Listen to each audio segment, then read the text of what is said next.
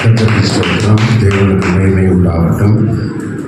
மெய்யான தேவன் இயேசு கிறிஸ்து, வானத்தை பூமியை படைத்தவர் இயேசு கிறிஸ்து, சர்வ வல்லமையுள்ள ஆண்டவர் இயேசு கிறிஸ்து. எல்லாரும் சேர்ந்து சேனைகளின் கர்த்தர், பரிசுத்தர் பரிசுத்தர் பரிசுத்தர் சத்தமாய் சொல்லுவோம். சேனைகளின் கர்த்தர், பரிசுத்தர் பரிசுத்தர், சேனைகளின் கர்த்தர், பரிசுத்தர் பரிசுத்தர் பரிசுத்தர். கர்த்தருக்கு மகிமை. தேவனுடைய நாமம் மகிமைப்படுவதாக.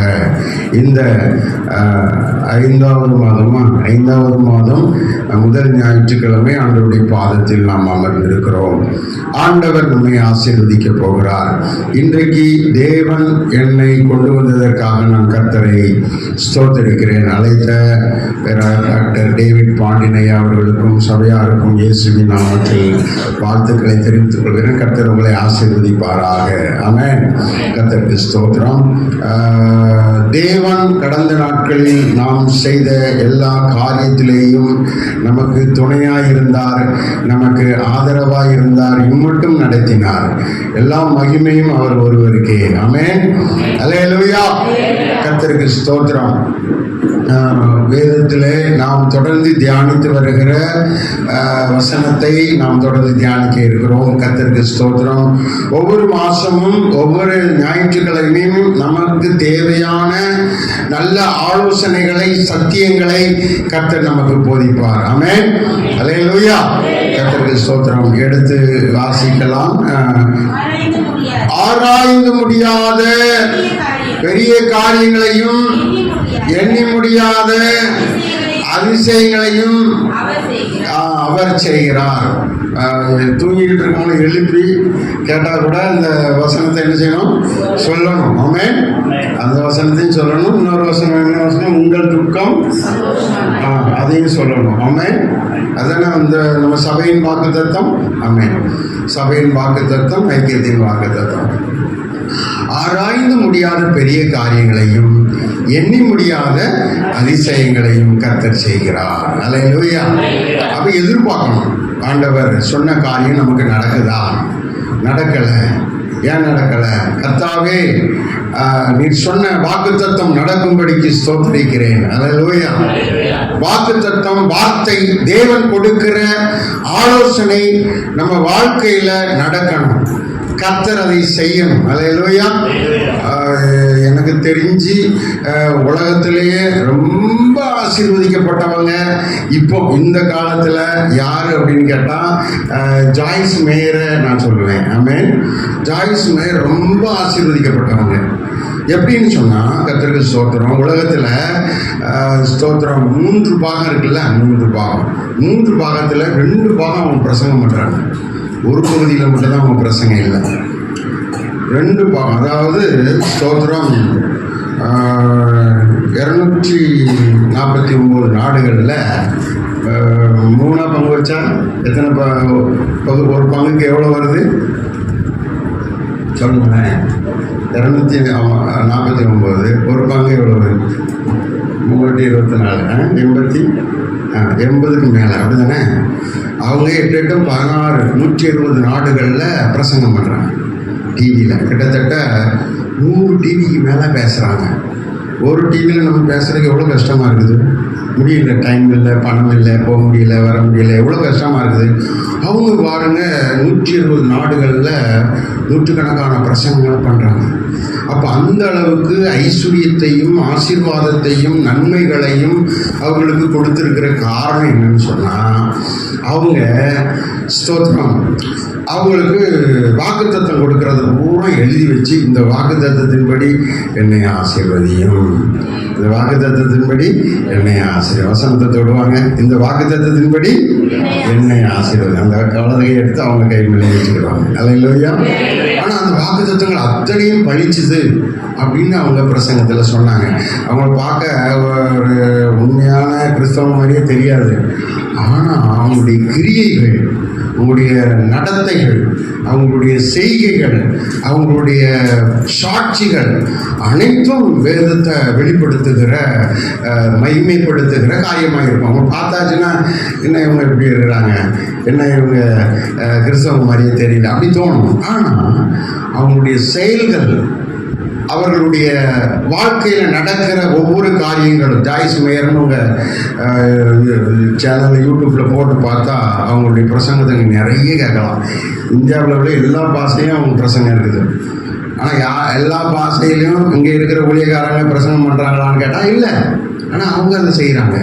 அல்லேலூயா, ஒரு அல்லையா சொல்லுங்க. ஏன் இதை சொல்கிறேன்னா, நம்ம ஒரு வாக்குத்தத்தத்தை எடுத்துன்னு சொன்னோம். இந்த வாக்குத்தத்தின்படி எனக்கு என்ன செய்யணும்? ஆசீர்வாதம் வரணும் அப்படின்னு நம்ம ஜெபிக்கணும். அல்லேலூயா. உங்களுக்கு என்னென்ன வாக்குத்தத்தங்களாம் கிடைத்திருக்கிறது, ஸ்தோத்திரம், அதெல்லாம் சேர்த்து வச்சு இந்த வாக்குத்தத்தின்படி எனக்கு ஆசீர்வதியும், இந்த வாக்குத்தத்தின்படி என் குடும்பத்தை ஆசீர்வதியும், ஆராய முடியாத பெரிய காரியங்கள் நடப்பதாக, எண்ணி முடியாத அதிசயங்கள் நடப்பதாக, உங்கள் துக்கம் சந்தோஷமாய் மாறும் என்று சொன்ன வார்த்தை நடப்பதாக, அநேக சந்தோஷமான ஆசீர்வாதங்கள் எனக்கு கிடைப்பதாக என்று சொல்லி நாம் கர்த்தரை ஸ்தோத்தரித்து ஜெபிக்கணும். அல்லேலூயா. கர்த்தருக்கு ஸ்தோத்திரம். எத்தனை பேருக்கு புரியுது? ஆமென். இதற்கு இணையான இந்த மாசத்தின் ஒரு வாக்குத்தத்தம் வாசியுங்கள். உபாகமம் 15ஆம் அதிகாரம் 15ஆம் அதிகாரத்தில் 10வது வசனத்தை நாம் கவனிப்போம். அவனுக்காக கொடுப்பாயாக, கொடுக்கும்போது, நீங்க காணிக்கை கொடுக்கும்போது, ஏழைகளுக்கு உதவி செய்யும் போது உங்க இருதயத்தில் ஐயோ போச்சே, ஐயோ 100 ரூபா போச்சே, ஐயோ 1000 ரூபா போச்சே, ஐயோ 20,000த்துல 2000 ரூபா போச்சே, அப்படி நீங்க व्यसனமாலாம் கொடுக்கக்கூடாது. அல்லேலூயா. ஐயோ 100 ரூபா போச்சே, ஐயோ 1000 ரூபா போச்சே, ஐயோ 20,000த்துல 2000 ரூபா போச்சே, அப்படி நீங்க व्यसனமாலாம் கொடுக்கக்கூடாது. அல்லேலூயா. மனப்பூர்வமா ஆண்டவருக்கு ஏழைகளுக்கு கொடுக்கணும், ஊழியத்துக்கு கொடுக்கணும். 2 காரியம் நம்ம செய்யணும். கர்த்தருக்கு ஸ்தோத்திரம். व्यसனமாய் செய்யக்கூடாது. நல்ல முழு மனதோடு மகிழ்ச்சியோடு செய்யணும். ஆமென். மகிழ்ச்சியோடு செய்யணும். கர்த்தருக்கு ஸ்தோத்திரம். கர்த்தருக்கு ஸ்தோத்திரம். அல்லேலூயா. ஆமாம், அதை நம்ம மகிழ்ச்சியோடு செய்யும்போது தேவன் மேலும் மேலும் மேலான ஆசீர்வாதங்களை தருவார். தொடர்ந்து வாசியுங்கள். இது நிமித்தமாக, நல்ல கவனம், இது நிமித்தமாக உன் தேவனாகிய கர்த்தர் எல்லா கிரியைகளிலும் நீ வலது கையினால இடது கையினால செய்கிற எல்லா காரியங்களிலேயும் உன்னை ஆசீர்வதிப்பார். ஆமென். இப்ப இதுல என்னத்தை கண்டுபிடிச்சோம்? ஆராய்ந்து முடியாத பெரிய காரியங்களை கர்த்தர் செய்கிறார். அந்த காரியம், பெரிய காரியத்தை செய்கிறார். இதுல என்ன பெரிய காரியம் செய்கிறார்ங்கிற வசனம் வருகிறது. நீ கையிட்டு செய்யும் எல்லா காரியத்திலையும் ஆசீர்வதிப்பார். ஆமென். நீ கையிட்டு செய்கிறவன் கையிட்டு செய்கிற விஷயத்துல உனக்கு ஆசீர்வாதம் இல்லை, அதுல கர்த்தர் ஒரு பெரிய காரியம் செய்ய போறார். ஆமென். எல்லா காரியத்திலும் என்னெல்லாம் சரி அத்தனை காரியத்திலையும் தேவன் என்ன செய்ய போறாரு? பெரிய காரியம் செய்ய போறாரு. நீ கையிட்டு செய்யறதுல பெரிய காரியத்தை பார்க்க முடியல, அற்புதங்களை பார்க்க முடியல, ஸ்தோத்திரம், தோல்விகள் போல இருக்கிறது, நஷ்டம் போல இருக்கிறது, வியாபாரத்துல விருத்தி இல்லை, வருமானம், வேலையில நல்ல வருமானம் இல்லை, குறைவாய் சம்பளம் குறைச்சிக்கிட்டே போகுது, இதுல ஆசீர்வாதம் இல்லை அப்படிங்கிறத நீங்க கண்டுபிடிக்க முடிந்தால் நீங்க ஸ்தோத்திரம் இந்த வாக்குத்தத்தத்தை, தேவனுடைய வசனத்தை ஆண்டவருடைய பாதத்தில் வச்சு கையிட்டு செய்கிற எல்லா காரியத்திலையும் அவர் ஆசீர்வதிப்பார் என்று சொல்லப்பட்ட வார்த்தையை நாம் உரிமையாக்கி கொள்ள வேண்டும். ஆமென். கர்த்தருக்கு ஸ்தோத்திரம். இந்த மாதத்தில் தேவன் நமக்கு, இந்த முதல் வாரத்தில் தேவன் சொல்லுகிற விஷயம் என்ன? கையிட்டு செய்கிற காரியத்துல தேவன் பெரிய காரியம் செய்ய போகிறார். ஆமென். நம்ம கையிட்டு செய்ய போகிற எல்லா காரியத்துல பெரிய காரியம் செய்ய போகிறோம். சரி, கையெட்டு செய்யறதுல என்ன என்ன காரியம் நம்ம செய்யணும் அப்படிங்கிறத சில வசனங்களை நாம் தியானித்து நம்முடைய வாழ்க்கையோடு அதை ஒப்பிட்டு நம்மை சீர்படுத்தி சிறப்படுத்தி சரிப்படுத்தி தேவனுக்குள்ளாக அந்த ஆசீர்வாதங்களை சுதந்திரிக்க வேண்டும். ஆமென். அல்லேலூயா. ஆமென். கர்த்தருக்கு ஸ்தோத்திரம். நம்ம எதை செய்தாலும் நமக்குன்னு அதை எடுக்கணும். நமக்குண்டான நல்ல காரியத்தை எடுத்துக்கொள்ள வேண்டும். ஸ்தோத்திரம். சில விஷயங்கள் நமக்கு தேவைப்படாததாக கூட இருக்கலாம். அதை நாம் என்ன செய்ய வேண்டாம், எடுத்துக்கொள்ள வேண்டும். நமக்கு தேவையானதை மாத்திரம் எடுக்க வேண்டும், புரிந்து கொள்ள வேண்டும், தெரிந்து கொள்ள வேண்டும். நமக்குள்ளதை நாம் பற்றி கொள்ள வேண்டும், உரிமையாக்கி அதை நாம் பயன்படுத்தி கொள்ள வேண்டும். சரியான சிந்தனை, சரியான ஆலோசனை, சரியான ஆசீர்வாதம் நமக்கு கிடைக்கணும். ஆமா, தவறான காரியங்கள் கிடைக்கக்கூடாது. பணம் வரும், உழைத்து சம்பாதித்தாலும் பணம் வரும், திருடி புடுங்கி பறித்து கொண்டாலும் பணம் வரும். ஆனா உழைத்து சம்பாதித்தால் சோத்திரம், அது நமக்கு ஆசீர்வாதம், சாபம் கிடையாது. திருடி ஏமாத்தி புடுங்கி கொண்டால் அதுல சாபம் இருக்கிறது. ரெண்டும் பணம் தான், ரெண்டும் நமக்கு உதவி செய்யும். ஆனால் தவறான முறையில நமக்கு பணம் வரக்கூடாது. உழைத்து நமக்கு வர வேண்டும், ஆசீர்வாதமாய் நமக்கு வர வேண்டும். அல்லேலூயா. ஒரு அல்லேலூயா சொல்லுங்க. ஆமா, கர்த்தருக்கு ஸ்தோத்திரம். ஒரு அன்பளிப்பா நமக்கு ஒரு 50,000 ரூபாய் தந்தா அது ஆசீர்வாதம் தான். அல்லேலூயா. ஆனா அதே நேரத்தில் ஒருவர் வைத்திருக்கிற பணம் 50,000 ரூபாய் கீழே விழுந்துச்சு, நமக்கு தெரியுது இந்த 50,000 ரூபாய் இந்த நபருக்கு தான் என்று சொல்லி அதை நாம் எடுத்திருக்கிறோம். அதை அவர்களிடம் கொடுக்காதபடிக்கு அதை அவர்களுக்கு தெரியாமல் ஒழித்து பறித்து நாம் தவறாக அதை எடுத்துக்கொண்டு நம்ம பயன்படுத்தினால் அது நமக்கு ஆசீர்வாதம் இல்லை. அல்லேலூயா. அப்போ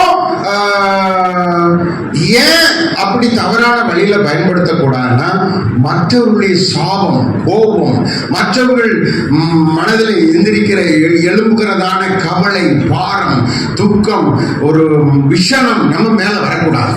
ஸ்தோத்திரம். அதை பிசாசு பயன்படுத்தி நம்மை தாக்க முயற்சிப்பான். அதுக்கு நம்ம இடம் கொடுக்க கூடாது.